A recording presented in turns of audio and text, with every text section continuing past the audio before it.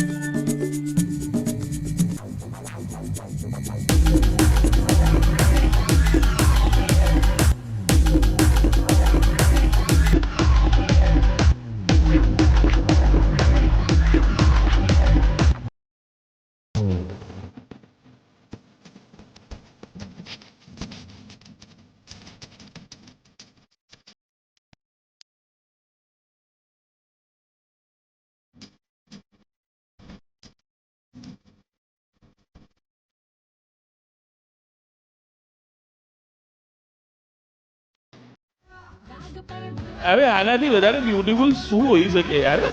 ભાઈ કેટલા લોકો પાળાની પોળ જોવા માંગે છે? Make some noise, come on yes.